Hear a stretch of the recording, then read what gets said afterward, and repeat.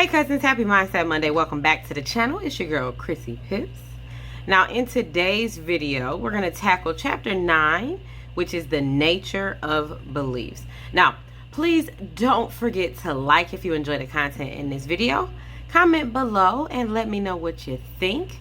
Subscribe and turn on notifications so that you don't miss out on what's next. And share on social media if you think others can get some value from this content. But as always, if you're here, you're interested. So let's get into it.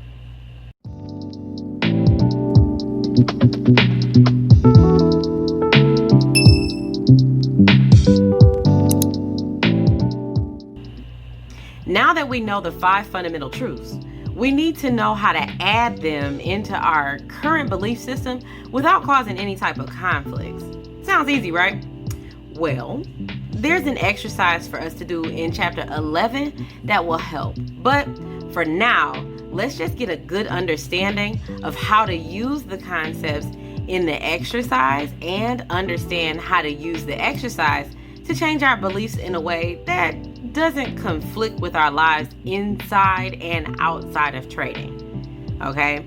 Today's video is like reading the instructions before trying to put together a bookcase. It's actually a good idea, right?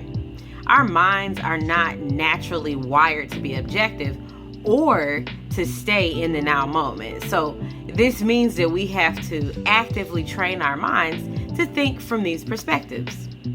Now, lots of people assume that once they understand something, the insight inherent in their new understanding automatically becomes a fundamental part of their identity, right? Well, there's a reason why they say don't assume, whoever they are. Now, will your new understanding suddenly neutralize all the time, money, and energy you put into reinforcing the belief that you need to know something? Not at all. But in the exercise in chapter 11, it's going to install the 5 fundamental truths and resolve many of the potential conflicts, but only if you know exactly what you're doing and why you're doing it. Now, the good thing is that you understand that having the need to know and be right are both counterproductive as it relates to your goal of being a consistent trader. The trick is getting them to work together. This may take some time and it may take a bit of work, but we'll get through that too, cousins. Now, the origins of belief. What can we learn about the nature of beliefs? How can we use the knowledge to create a mindset that fosters our desire to be consistently successful traders? Well, remember that first, memories, distractions, and beliefs, they don't exist in physical matter. So they don't have a physical form, right? Second, the cause and effect relationship that exists between ourselves and the external environment brings these components into existence. And third, how the cause and effect relationship reverses so that we can perceive in the external environment what we have already learned about. Now, as infants, we learn to associate words to a meaning by the experience we have. No matter if the experience is bad or good, our emotions are attached to the words, and this is where the meaning to the words gets the emotional attachment to. Now, Mark says that when the positive or negative energy from our memories or experiences becomes linked to a set of words, we call it a concept. The concept becomes energized and, as a result, is transformed into a belief about the nature of reality. Now, if you consider that concepts are structured by the framework of a language and energized by our experiences, it becomes clear why he refers to beliefs as structured energy. We are constantly expressing our beliefs both verbally and non-verbally through actions. We are constantly interacting with people and their beliefs. So remember that none of us were born with our own beliefs. Most of them were acquired before we had the ability to make our own choices and decisions. They were installed or instilled in us by like our parents and grandparents, just the people around us, before we had the ability to like decipher what was right and wrong, or what was harmful and not harmful. Now, Mark says that a belief that life is wonderful will perform as its function in the same way as a belief that life is awful. The beliefs themselves are different, and the effect of each has its own quality for the holder's life, but they're vastly different. Both beliefs will function in the exact same manner. And it doesn't matter how different these things are, because it's a belief, it's going to act and function the same way. We're going to outwardly project the information the same way somebody else would project their belief. But these two things are complete opposites. But beliefs all function the same way, right?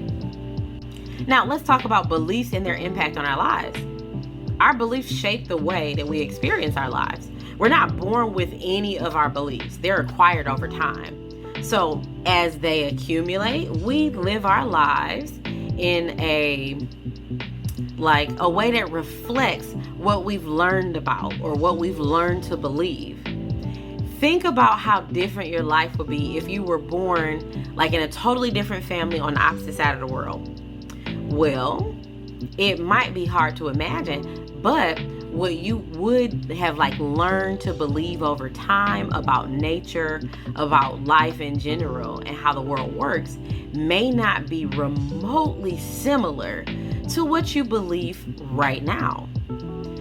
Yet you will hold these other beliefs, this other life's beliefs, to the same degree of certainty as you like hold your current beliefs, right? There wouldn't really be a difference, because that's how you were raised, for lack of like a better term. Okay, so let's talk about how our beliefs shape our lives. Well, first things first, like they manage our perception and interpretation of environmental information in a way that's consistent with what we believe. Now, second, they create our expectations. Keep in mind that an expectation is a belief projected into some future moment. Since we can't expect something that we don't know about, we could also say that an expectation is what we know projected into some future moment.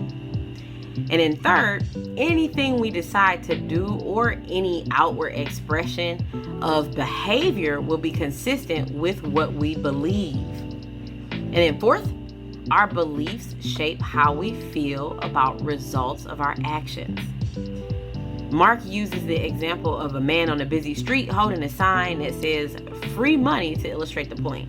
Like, you read the book, right? Like, I don't need to go over all of that. The guy has on a sign that says free money. A whole bunch of people walk by scared of him, and then one person walks up to him and says, hey, I need a quarter for the bus, and he gives it to him. But he's like in disbelief that nobody wants any free money. Nobody's even curious as to like what the gimmick is.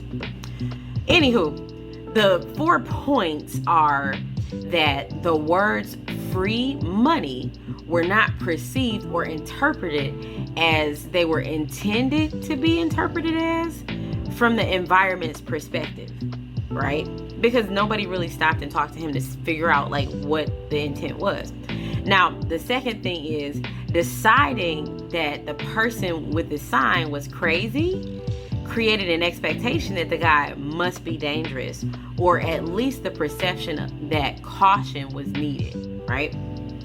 Third, purposefully altering one's path to avoid the person, like everybody that went out of their way to like walk on the other side of the street so that they didn't have to pass by him, is a sign that the action that is consistent with the expectation of danger.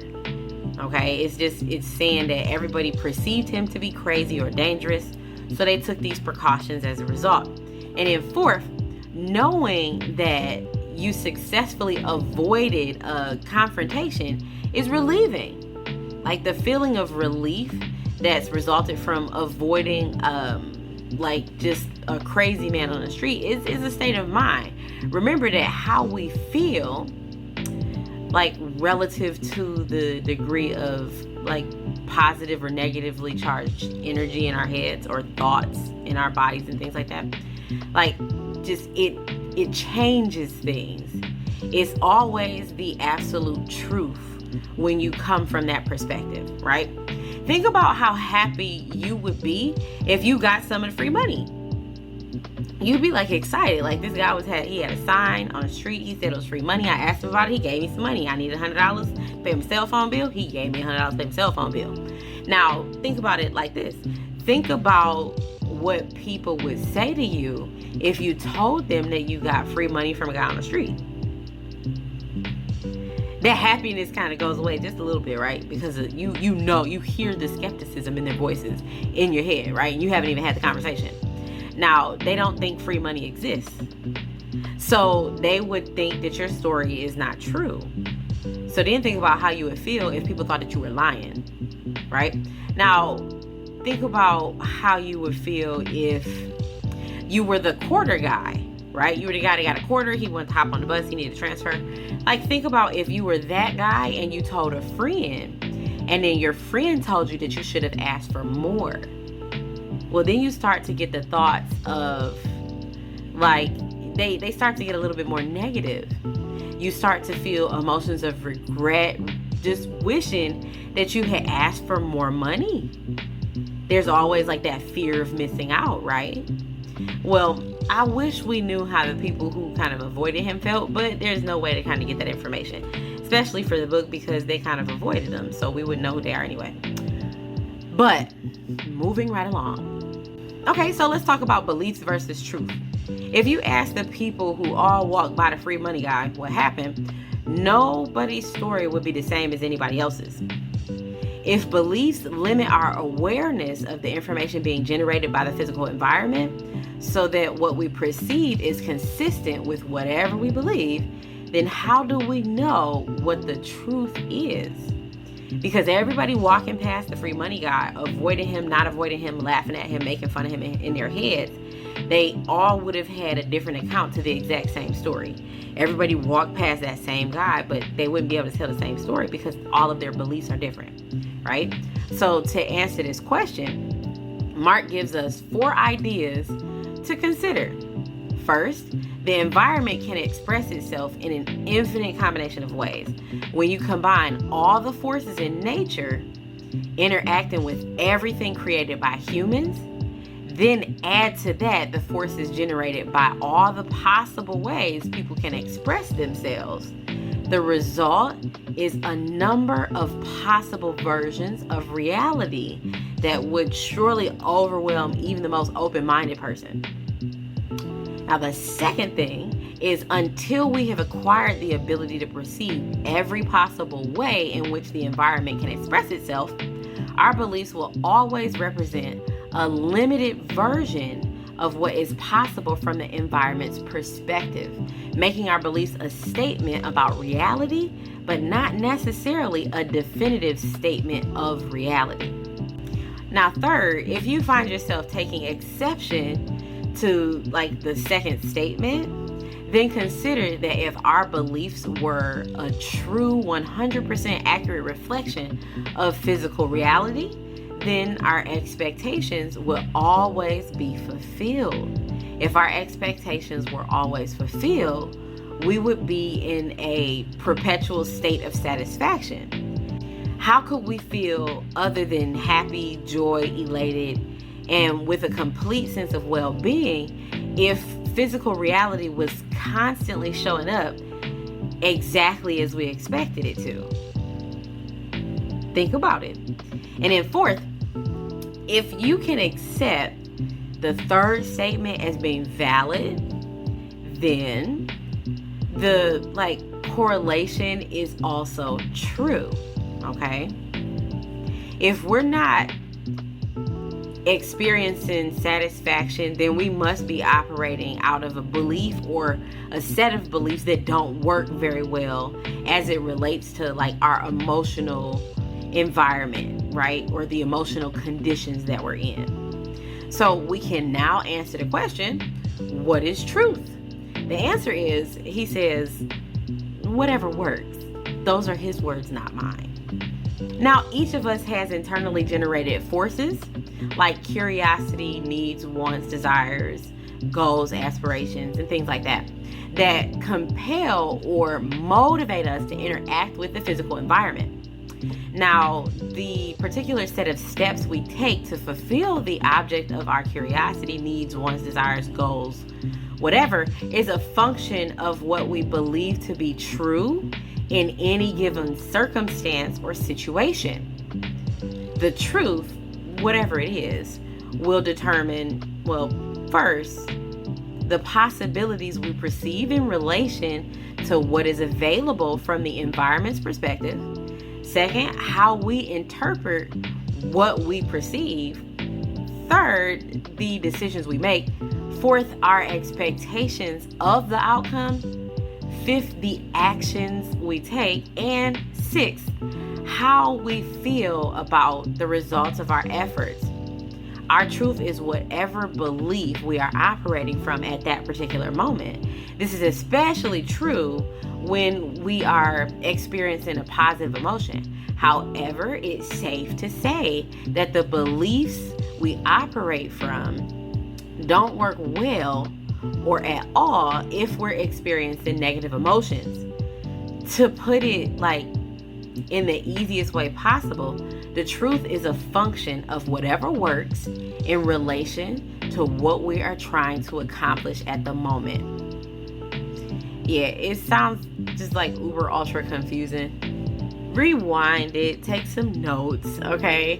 Now in the next video, we will cover chapter 9, which is kind of fun. Like I thought that it was pretty cool. And then after that, we'll tackle chapter 11, which has the exercise in it that we want to do, because like that one is going to take some time. You're really going to need to take some crazy notes to get through that, but it's worth it. Trust me. Now, as always, comment below. Let me know what you think. Subscribe, turn on notifications so that you don't miss out on what's next, and share on social media if you think others can benefit or get some value from this information.